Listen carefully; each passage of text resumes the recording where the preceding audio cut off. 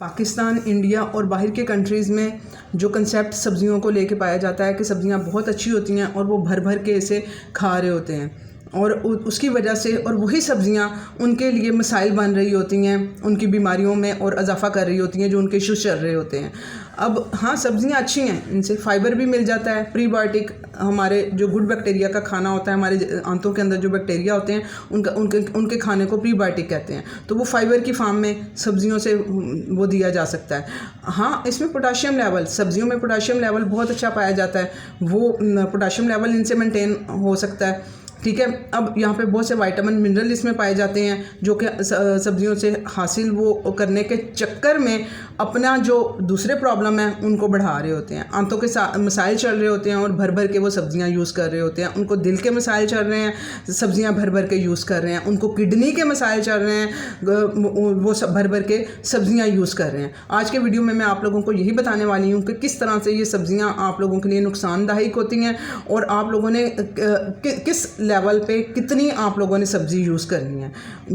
आप लोगों को ये बहुत इससे हेल्प मिलेगी अगर समझ के आप चलेंगे तो। अस्सलाम वालेकुम, welcome to listen your body show. मैं अपनी health, disease, exercise, nutritionist study की बेस पे लोगों की हेल्प कर रही हूँ। उन लोगों को अवेयरनेस दे के आएँ, आप लोग भी वीडियोस को सुने समझें। मैं आपको नहीं जानती हूँ आप किस लेवल पे हैं, आप लोग अपना लेवल जानें कि आप लोग हेल्थ के किस लेवल पे खड़े हैं और समझें कि हमने क्या चीज़ हमारे, क्योंकि हर खाना हर किसी के लिए नहीं है और एक ही बंदा हर टाइम पे एक जैसा खाना उसके लिए नहीं है। जिनको नहीं समझ आ रही है वो व्हाट्सएप कंसल्टेंसी लेके तो अपने इश्यूज़ को फिक्स कराएं। अब कभी मुझे कोई चीज़ खुराक के ज़रिए जब आप लोग ठीक होते हो ना, तो कभी कोई चीज़ निकालनी पड़ती है, कोई चीज़ डालनी पड़ती है। इस तरह से उसे मैनेज करके तो वो बीमारियां रिवर्स कराने का टूल बनाया जाता है खुराक को। मैं खुराक को बग़ैर दवाई के खुराक के ज़रिए ठीक करती हूँ और दवाई को मैं कहती हूँ कि हाँ, जो हमारी डाइट है वो मेडिसन है हमारे लिए। ये खाने हमारे सिर्फ चस्के के लिए, हमें फिल करने के लिए नहीं है।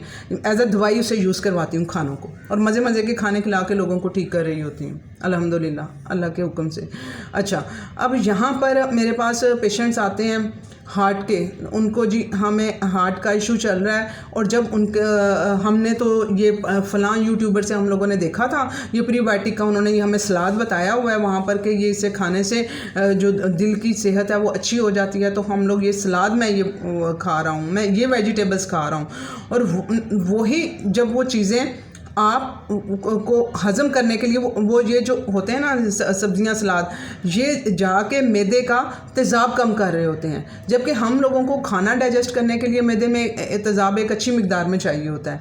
अब 30 के बाद ये तेज़ाब वैसे ही कम होना शुरू हो जाता है और स्ट्रेस लेवल वो इस तेज़ाब को कम कर रहा होता है और ये अल्कलाइन होती हैं। ठीक है, एसिडिक अल्कलाइन बॉडी को एक मैनेज करना, हमारे जिस्म को चलाने के लिए हमें अपने pH लेवल को एसिडिक और अल्कलाइन को मेंटेन रखना पड़ता है। अगर कोई चीज़ इनमें से ज़्यादा हो जाए तो हमारे लिए ज़िंदगी अजाब हो जाती है। अगर बॉडी बहुत ज़्यादा एसिडिक हो जाए, जो लोग कह रहे थे मेरे हाथों में से, पाँव में से सेक निकल रहा है, जलन हो रही है, फूड पाइप में जो सी वो जलन हो रही है, उनकी बॉडी बहुत ज़्यादा एसिडिक हुई होती है। और यहाँ पे फूड पाइप में जो जा रहा होता है खाना ऊपर की तरफ, उसकी वजह ये होती है कि उनका जो मैदे का तेज़ाब है वो कम हुआ होता है। ठीक है, और उसे उल्टा समझा जाता है कि शायद ये तेज़ाब बढ़ गया तो वो एंटी एसिड वो टैबलेट्स खा रहे होते हैं, उसके उल्ट चल रहे होते हैं जो वक्ती तौर पे रिलीफ देती हैं। मेरे वो इसके ऊपर मैंने काफ़ी वीडियोस बनाई हुई हैं, आप लोगों को इस कंसेप्ट की समझ आ जाएगी कि किस तरह से तेज़ाब कम होता है और किस तरह से ये ऊपर की तरफ जिनका खाना और ये तेज़ाबियत से ऊपर को आती है और उसको किस तरह से हैंडल करना है, वो वाली वीडियोज़ भी आप लोगों ने सुननी है। ठीक है, अब यहाँ पर जब और उनके दिल का मसला, प्रेशर जाके दिल पे जब पड़ रहा होता है, जब आप लोग खाना डाइजेस्ट नहीं हो पाता ना, तो फिर वहाँ पे जाके वो प्रेशर दिल पे भी दे रहे होते हैं और वो लोग समझ रहे होते हैं कि जी हमें दिल की बीमारी है, हमारे दिल के पट्टे कमज़ोर हो गए हैं या हम लोगों को कोई इशू हो गया है। तो वो असल में क्या होता है कि वो गैस अफारा जो सा होता है वो प्रेशर उधर दे रहा होता है। अब यहाँ पर इसके अलावा जो किडनी के पेशेंट हैं वो चल रहे होते हैं, किडनी की मेडिसिन पे भी चल रहे होते हैं। किडनी एक तो जिस्म से कचरा निकाल रही होती है और ऊपर से जब उसको पोटाशियम और सोडियम का एक लेवल मेंटेन होना चाहिए, वो ठीक होगा तो किडनी अच्छे से काम कर पाएगी। जब पोटाशियम के चक्कर में आप इतनी ज़्यादा सब्जियां खा लेंगे तो वहाँ पर सोडियम पोटाशियम का बैलेंस आउट हो जाता है और किडनी से इतना पोटाशियम मैनेज नहीं हो पाता है। वहाँ पर वो अपना काम जो है वो स्लो डाउन हो जाती है, जिस्म का मेटाबॉलिज्म स्लो हो जाता है, वो सब कुछ रुका हुआ। यहाँ औरतें आती हैं, कहती हैं कि हम यहाँ पे स्टक हुए पड़े हैं, हमारे बिल्कुल जो सा कुछ हज़म नहीं हो रहा है। कुछ 2-3 दिन के बाद उन्हें रिलीफ मिलना शुरू हो जाता है और वो कहती हैं कि हमारी ज़िंदगी अब आसान होना शुरू हो गई है। तो वजह कि आप लोग गलत खुराक को ओवर कर रहे होते हो कि शायद हम लोगों को इससे सेहत मिल रही है। वो कहीं सुन लेते हैं ना कि इस चीज़ में ये चीज़ ज़्यादा ये चीज़ अच्छी पाई जाती है, वो उसका इंटेक ज़्यादा मिकदार में करना शुरू कर देते हैं और वही वो उनके लिए ख़तरनाक वो बन रही होती है। तो आप लोगों ने अपने किसी भी ऑर्गन पे प्रेशर नहीं जाने देना है, उसी चीज़ों को सोच समझ के आप लोगों ने यूज़ करना है। पालक को लेके बहुत अच्छी है खून बनाने के लिए, ठीक है। इसमें आयरन भी आप लोगों का बनेगा, फोलिक एसिड भी बनेगा और इसमें आप लोगों को विटामिन के भी इसमें मिलेगा, ठीक है, जो कि खून को गाढ़ा करता है और खून गाढ़ा होना भी ज़रूरी है, ठीक है। जिनकी वेंस बहुत ज़्यादा पतली होती हैं, वो टांगों की लेग्स की जो सी वेंस हैं वो नीले कलर की वो नज़र आ रही होती हैं, विटामिन के की उनमें कमी होती है, तो वो उसके लिए अब पालक बहुत अच्छी है, ठीक है। लेकिन वो लोग जिनको ब्लड थिनर पे हैं, खून पतला करने वाली दवाइयाँ ले रहे हैं, जो दिल के मरीज़ हैं, उनके लिए वो एक जहमत बन जाएगी।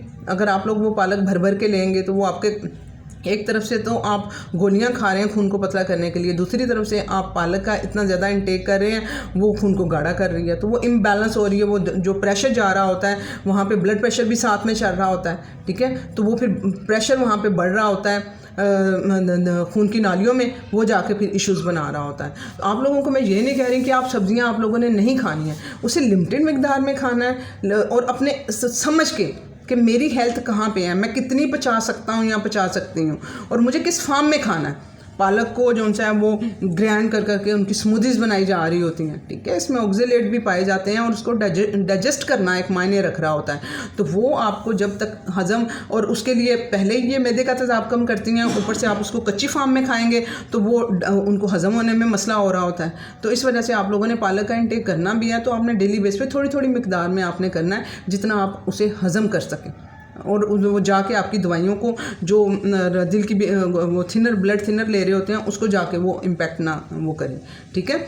अब अचार जो है वो लोग जो से हैं वो साथ में अपने ब्लड प्रेशर की गोलियां ले रहे हैं, साथ में किडनी के इश्यूज़ चल रहे हैं और साथ में भर भर के अचार भी यूज़ कर रहे हैं। हमने तो सुना था फ़लाँ वीडियो में कि अचार जो है वो प्रोबायोटिक होता है, तो उसको हम लोग वो यूज़ कर रहे हैं। तो उसमें क्या है, अचार में मसाले और नमक वगैरह ज़्यादा होता है। वो क्या करता है, वाटर रिटेन करके रखता है। वाटर रिटेंशन का मतलब है कि आपके जिस्म में पानी रुका रहेगा, और जब पानी रुकेगा जिस्म के अंदर तो फिर वो पानी जाके प्रेशर मारता है, जाके आपके हार्ट के ऊपर भी, किडनी के ऊपर भी, और सारे ऑर्गन्स की उनकी लिवर साइड पे पीछे से जो हैं वही एरिया से ऊपर वाला वो जो एरिया होता है वहाँ पे वो प्रेशर भारीपन फील हो रहा होता है कि वाटर रिटेन हुआ होता है जिस्म के अंदर। आपके जो पाँव के जो टखने हैं, पाँव सूजे हुए होते हैं, वाटर रिटेंशन है, रुका हुआ है वाटर। अब ये छोटी छोटी चीज़ें हैं जो आपके लिए प्रॉब्लम क्रिएट कर रही हैं। अचार आप लोगों ने, मैं ये नहीं कह रही कि मत खाएं, आप अचार खाएं, लेकिन आप लोग घर का बना के अचार खाएं। उसमें आप लोगों ने आम नमक डालने की बजाय हिमालयन पिंक साल्ट आप लोग यूज़ करें, ठीक है, जिसमें कि और भी नमकियात पाए जाते हैं और भी मिनरल्स होते हैं।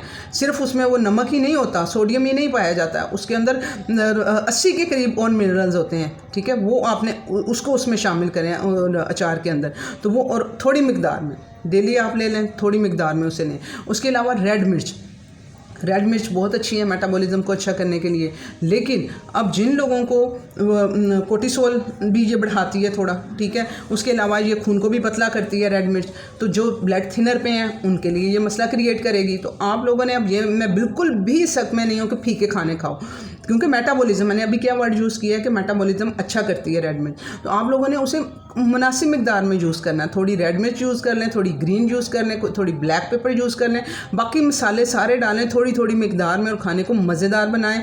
लेकिन एक ही रेड मिर्च डाल के उसको स्पाइसी बनाना और मसालेदार बनाना वो एक अलग चीज़ है, ठीक है। वो उसको स्पाइसी बनाने के लिए ज़्यादा मिर्चें डाल देना वो नुकसानदेह। आप लोगों ने उसको रेड मिर्च का यूज़ छोड़ना नहीं है बिल्कुल भी, चाहे वो किडनी के पेशेंट हैं, चाहे वो हार्ट के पेशेंट हैं, बिल्कुल यूज़ करें, लेकिन मुनासिब मिकदार में उसे यूज़ करें। हमारे गुड बैक्टीरिया का खाना भी ये होती हैं, लेकिन तरीके के साथ यूज़ करेंगे तो ठीक है।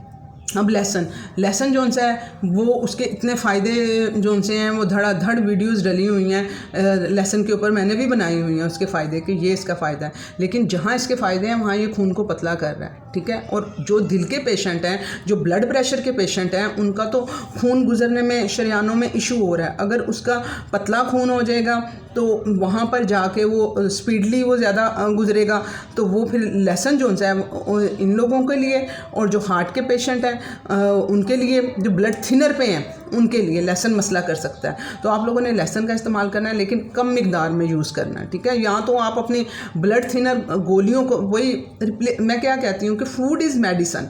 आप लोग जो ब्लड थिनर ले रहे हैं उसकी बजाय आप लहसुन ले लो, ठीक है। फिर आप अपनी ब्लड थिनर नहीं लोगे। अगर आपने वो भी खानी है और लहसुन भी खाना है तो ये दोनों मिलके ज़्यादा इम्पैक्ट उसका डाल देंगे। तो वो आप लोगों को समझना है कि आपको लहसुन चाहिए और कितना चाहिए, और आपने अपनी ब्लड थिनर वाली गोली को कितना कम करना है। ये सारा कुछ इसी के लिए कंसल्टेंसीज रखती हूँ, ठीक है। हार्ट पेशेंट्स को मैं वो लेके चल रही होती हूँ सारा समझ के कि कितनी मिकदार में किस चीज़ को मैंने ऊपर नीचे करना है। अच्छा, उसके बाद इंडिया में, अच्छा, जो बाहर के मुल्कों में इस कदर ये वेजिटेबल्स की वजह से उन्हें इतने मसाइल आ रहे होते हैं कॉन्स्टिपेशन के, और कॉन्स्टिपेशन को दूर करने के लिए वो कहते हैं फाइबर लो, फाइबर पे जोर दिया होता है और वो खा रहे होते हैं, और वो हफ्ते में 5 दिन के बाद स्टूल आना नॉर्मल समझते हैं, जबकि ये नॉर्मल नहीं है। स्टूल डेली पास होना चाहिए। तो और इतना उन लोगों को ये इश्यूज़ आ रहे हैं, आंतों के कैंसर पाकिस्तान इंडिया से ज़्यादा बाहर के मुल्कों में। वजह उसकी कि वो अपने कॉन्स्टिपेशन को नहीं रोक पा रहे होते।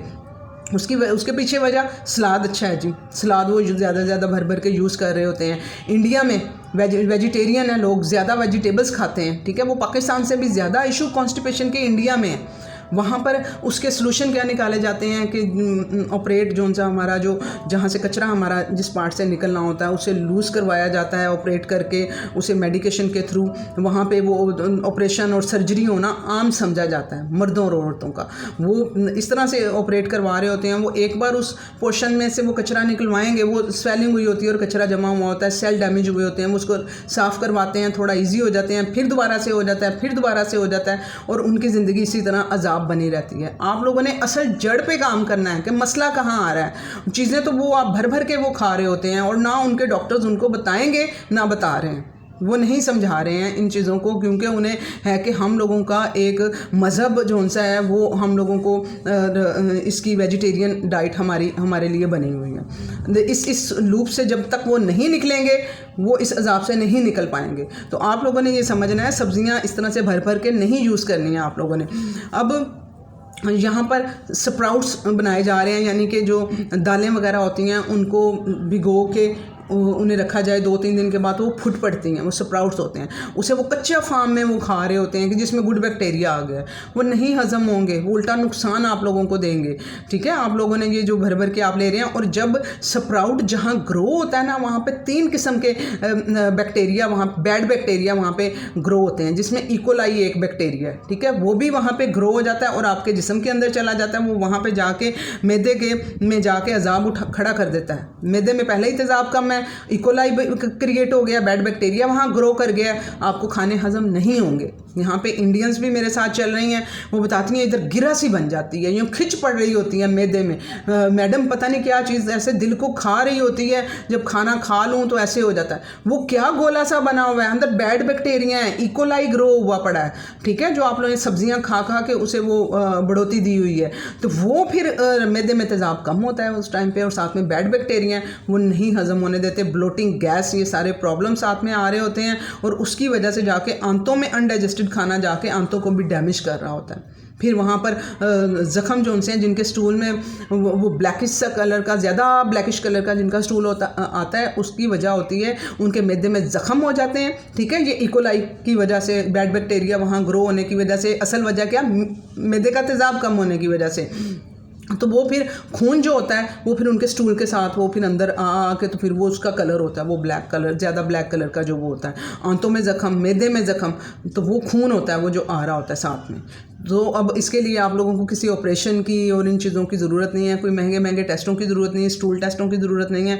आप लोगों को यहाँ पे अपनी डाइट को चेंज करने की ज़रूरत है, अंडरस्टैंड करने की ज़रूरत है क्या खाना हमारे लिए, कितनी मिकदार में हमारे लिए, और हम किस तरह से डेली बेस पे हम क्या चीज़ ले सकते हैं क्या नहीं ले सकते। ये अब आपकी बॉडी टाइप बताएगी, आपका डाइजेशन लेवल बताएगा कि आप किस लेवल पे आप लोग खड़े हैं। ठीक है, प्लीज़ इसे शेयर करें, बहुत से लोगों को इसकी ज़रूरत है, और चैनल भी सब्सक्राइब कर दिया करें ताकि लोग देखें। जब आप सब्सक्राइब करेंगे, वीडियो देख लेते हैं, सब्सक्राइब नहीं करते हैं और इसके अलावा शेयर भी नहीं आप लोग करते हो, तो यूट्यूब जो सा है वो वीडियो को आगे नहीं भेजता है। तो वहीं पे मेरी फिर वो सारी एफर्ट जो सी है वो रुक जाती है, जो कि मैं लोगों तक पहुंचना चाहती हूं। अब ये इंडियंस जो से इतनी अजियत में जो गुजर रहे हैं, मैं उन तक कैसे पहुँच पाऊँगी जब मेरी वीडियोज़ चलेंगी, और वीडियोज़ मेरी रुकी रहती हैं आप लोगों के सब्सक्राइब और शेयर ना करने की वजह से। प्लीज़ दूसरों की भी हेल्प करें। अल्लाह हाफ़िज़। इस नेकी में हिस्सा डालें अपना।